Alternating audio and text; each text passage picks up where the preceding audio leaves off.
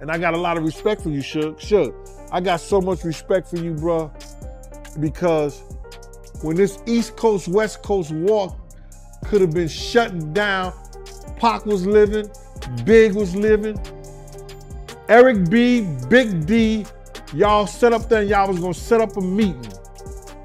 Everybody who had something to do with it was supposed to show up, and Puff refused to. You didn't, brother. You wanted this shit to be over with. Even though you didn't f with Puff, y'all wasn't dealing with each other no more. I remember when you and Pac was in the car behind the House of Blues.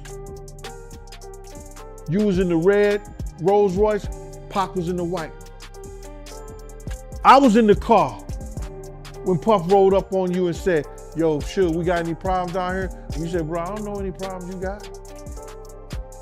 That was even after Jake was. You said, brother, I don't know any problems you got. Diddy, also known as Sean Combs, has long been considered a symbol of power in the American music industry with his Bad Boy entertainment empire.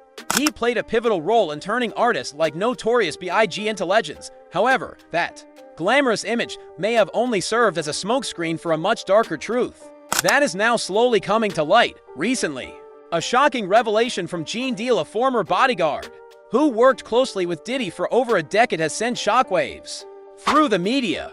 Gene didn't just claim that Diddy had acted as an FBI informant for years, but also accused him of using that position to cover up his own criminal behavior, including alleged involvement in the 1996 murder of Tupac Shakur. What's even more alarming is that shortly after Gene spoke out, he was allegedly attacked by people believed to be affiliated with Diddy.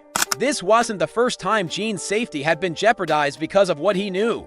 And according to Gene himself, he knows exactly who Diddy really is: not a talented artist or a successful producer, but a manipulative man who would do anything to protect his status and secrets. Things escalated further when Suge Knight, the infamous mogul behind Death Row Records, currently serving time in prison, came forward to back Gene's claims. Suge insisted that Gene was telling the truth, and if anyone had the right to speak on what really happened to Tupac, it would be the two of them, one who was sitting next to Tupac in his final moments, and the other who spent years as a silent. Sean Puffy Combs solicited Mr. Davis to kill Suge Knight and Tupac Shakur for $1 million. Eric Zip Martin, an associate of Puffy Combs, provided Mr. Davis with a gun to exact revenge on Tupac Shakur for the beating Mr. Anderson received. Now, Davis reportedly told the investigators that even though the job had been partially completed and Shakur was killed, neither he nor Anderson ever got paid.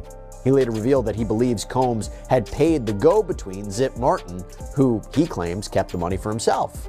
And he said much of the same thing in a 2009 interview a year later, because according to the motion to dismiss, the Las Vegas Metropolitan Police Department, as far back as 2009, was in possession of the same set of facts that the Clark County District Attorney is now alleging makes Mr. Davis responsible for the Tupac Shakur. The Clark County District Attorney's Office has offered no reason as to why it waited another 14 years to prosecute a case against Mr. Davis. Mr. Davis has been irreversibly prejudiced by this unnecessary delay in prosecution of this case, and Mr. Davis's constitutional rights have been violated in an extraordinary manner never before witnessed in the annals of the American criminal justice system. Witness behind the scenes with Diddy. To the public, Diddy is a successful, powerful, and influential man. But according to Gene, that's just the tip of the iceberg. Beneath the surface lies a web of secrets that others have paid dearly to keep hidden. Some with their reputations, others with their careers, and a few with their lives. The assassination of Tupac Shakur on September 7, 1996, remains one of the greatest mysteries in the music world. Millions of fans across the globe have wondered who was really behind Tupac's death. Nearly 3 decades later, the puzzle pieces are finally starting to fit together, and at the center of that picture is none other than Diddy. Wayne "Kefty" Davis, a former member of the South Side Crips gang, was the first to drop a bombshell. Diddy allegedly paid for the hit on Tupac. According to testimony filed in court documents, Diddy offered $1 million to have both Tupac and Suge Knight killed. The intermediary was Eric Zip Martin, a trusted associate of Diddy who allegedly supplied the weapon and coordinated the hit. The most shocking part, Kefty claimed that neither he nor his crew ever received the promised money. They only completed half the job. Tupac was killed, but Suge survived, and for years, none of them saw a dime. Kef believes Diddy handed the money to Zip Martin, who then kept it all for himself. We have an update now on Dwayne Keefe D. Davis. He's charged in the murder of Tupac Shakur. Davis was in court again this morning after a fight with another inmate. Fox 5's Mike Allen walks us through what happened. Dwayne Davis is answering for a jailhouse brawl. Here's what court records show, along with images from surveillance video released by Las Vegas Justice Court.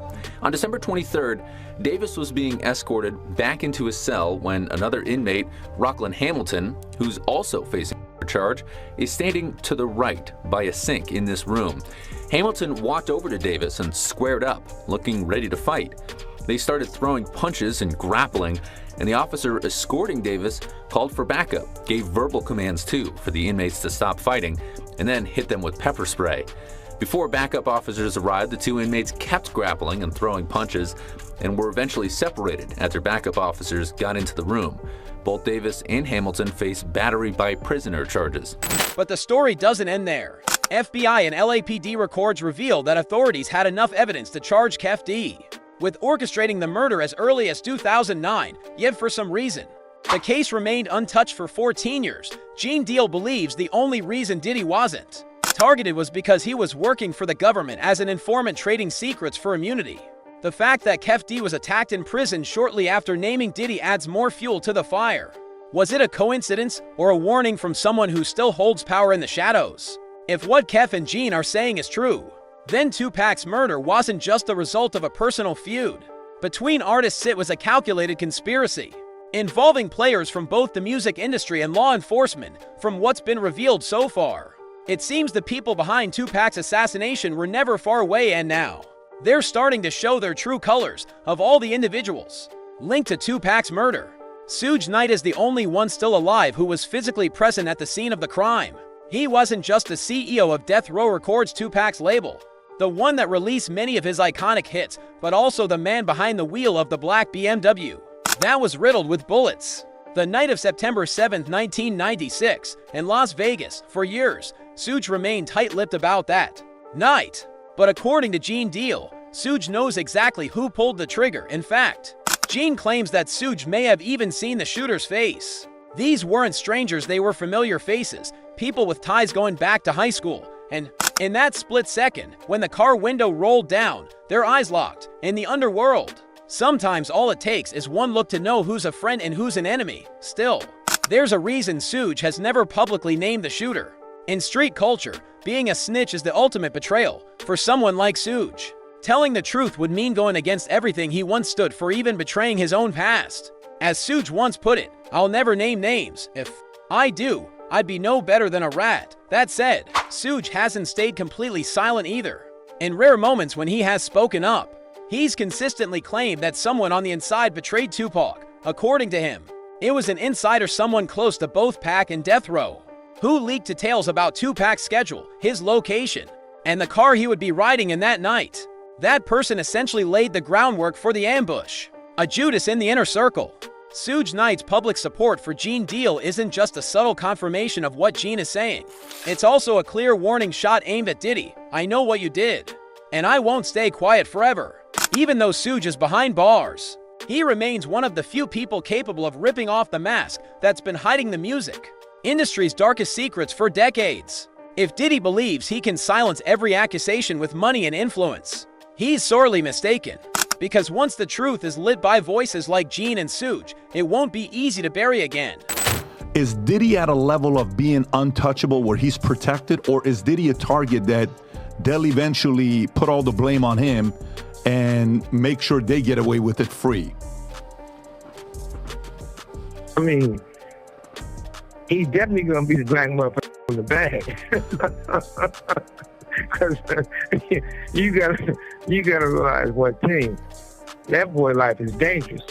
And his life is he's just not dangerous with the shit they said he was doing, but he's in danger. He knows too much. One thing you gotta realize is he probably having a conversation right now with the higher ups and everybody else to figure out how it's gonna work itself out, because he know all the secrets. And if he gets to running his mouth, it could be a bad look. I look at it like the most important thing is the industry need to be built over.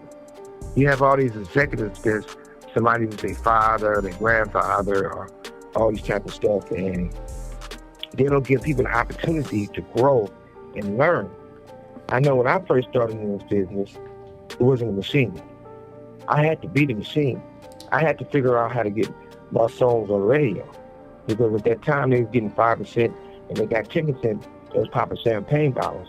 I went from 95% of the songs you hear on the radio was my songs into 97%. So you have to really do all this thing and really do the work. And once as public scrutiny intensifies and accusations close in from all sides, Diddy made a surprising move. He announced he would be entering a rehabilitation and mental health treatment program. He claimed that his past misconduct, including violence, manipulation, and even abuse, was rooted in untreated mental health issues to many observers. This felt like a familiar PR tactic, one often used by powerful celebrities to soften their image in the face of legal trouble. Gene Deal, who stood by Diddy's side for over a decade, didn't hesitate to call this out as a performance. According to Gene, Diddy has more than enough money to afford the best doctors in the world, even top-tier treatment centers, if he truly wanted to get better, but he didn't do that when he was free. It was only when charges were looming and the walls were closing in that Diddy suddenly discovered he needed therapy. Gene emphasized that this isn't the first time Diddy has tried to distract the public. Every time he's at risk of being exposed, he pulls out the same old playbook: blame the circumstances, highlight his supposed remorse, or appeal to public sympathy. But those who've lived and worked close to Diddy know the truth. He's a man who controls everything, every lavish party, every media narrative, even the words and actions of the people around him. Court filings also reveal that Diddy's legal team is carefully crafting this rehabilitation narrative to benefit him in court. Participation in prison rehab programs is often viewed by judges as a mitigating factor. If successful, it could lead to a reduced sentence or even early release. But Gene warns that this charade won't fool the public again. What Diddy has done can't be explained away by a mental health diagnosis. These were deliberate actions, masked by wealth, power, and protection from high places. If Gene's words are true, then Diddy didn't check into rehab because he wanted to change. He did it because he wanted to escape the consequences. But maybe this time, the mask of repentance won't be thick enough to hide the guilt any longer. If Diddy is the symbol of power and control, then Gene Deal is the man challenging that power with the only weapon he has: the truth. As a former trusted bodyguard who protected Diddy at the height of his career, Gene witnessed it all behind closed doors. From wild parties and abusive behavior toward women to moments where Diddy abused his influence to pressure or threaten others, Gene wasn't an outsider. He was there, taking bullets for Diddy, both literally and figuratively, since 2008. Gene has been speaking out, not through mainstream media, but by walking the streets of Harlem, sharing his story with anyone who would listen. He knows the cost of going up against someone like Diddy, and over the years, he's faced threats, surveillance, even physical assaults. At one point, Diddy was accused of sending people to track Gene down with one mission: silence him at all costs. But Gene never backed down. In a now viral video, he once said bluntly, "I'm not afraid to die. If I have to go, I'll go." Telling the truth, his determination wasn't driven by a thirst for fame, but by a deep sense of responsibility. For Gene, staying silent would only allow men like Diddy to keep hurting others, especially women, young artists, and vulnerable individuals. Unlike those who were paid to stay quiet, Gene chose to confront the machine head-on. Even knowing he was putting himself and his family at risk, he continued to appear on shows, give interviews, and share his memories, many of which had never been revealed before. He turned down offers from Diddy's representatives, refused any settlement, and didn't accept a single dollar in exchange for his silence. Gene isn't claiming to be perfect. He was once part of the same power structure that protected Diddy. But the difference is he chose to walk away and stand up to the very system that once fed him. And in a world where money can twist the truth, Gene's courage is one of the few things that still feels real. In the entertainment industry, where almost everything is staged, where image and influence can make the public forget what's hiding behind the curtain, Gene Deal and Suge Knight's voices feel like a punch to the gut of an industry built on silence. Diddy may have money, top lawyers, and powerful allies in government, but he no longer controls this narrative. Today, Gene is no longer alone. The mounting evidence, testimonies, and string of events are prompting many to ask, Were all those past claims just conspiracy theories? Or were they cries for help from people who were once forced to keep quiet? When the very people who drove the car that fateful night stood guard behind the scenes, or risked their lives to protect a mogul when they all start speaking out in unison, there's no more room for doubt. Diddy may continue to hide behind claims of healing, of being misunderstood, or even victimized. But the public is more alert than ever. Fake remorse doesn't move people like it used to. And if justice truly exists, then the moment for the truth to be heard is finally near now. We want to hear from you. What do you think about the accusations brought by Deal and Suge Knight?